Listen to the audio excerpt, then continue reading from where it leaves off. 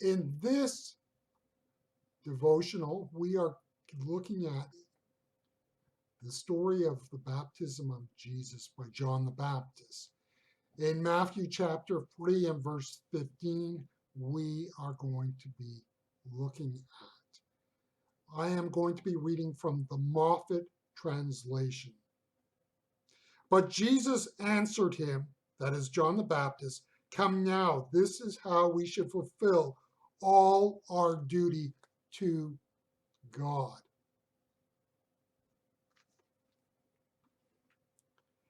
In a word, Jesus lived his life with a purpose. We can generalize and say that if people do not have a sense of purpose, their lives and life experience will degenerate. In every generation, there are people who work inordinate amount of hours in their small business.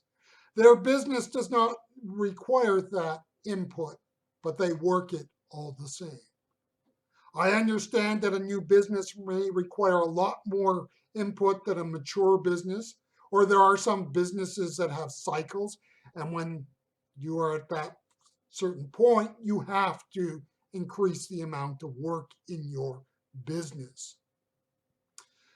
I am speaking of those people for whom their purpose is not their business, but the purpose is to get rich through their business.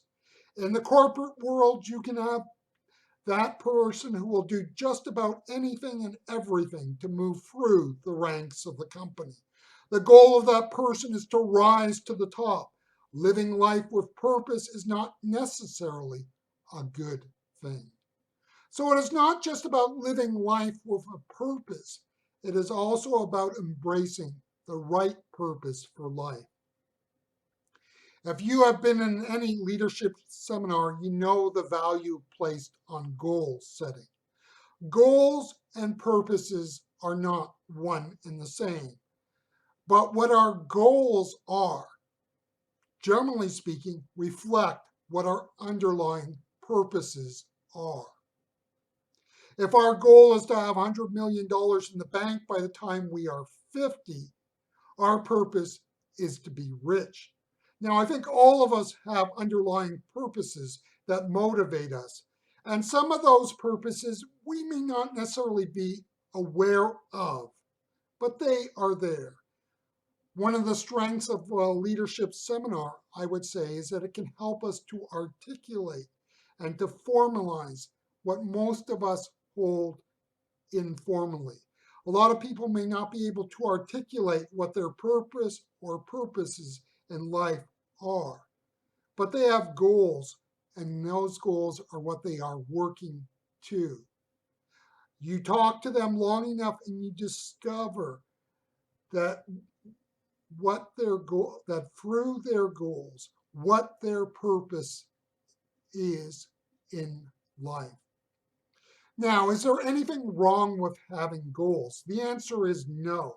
The goal to open up the cabin in the spring is what keeps us going in the depth of the winter after we've gone through our 7th major snowstorm. The goal of having a fully functioning adult is what motivates us to push our child out and to push our child on and through high school. The problem is that it's often easier to articulate a goal than to understand the purpose behind the goal. So there are two problems here.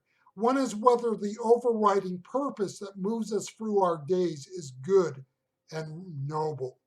The second is, as a believer in Jesus Christ, are we building into our life the overreaching purpose of one day beholding and seeing Jesus in all his glory?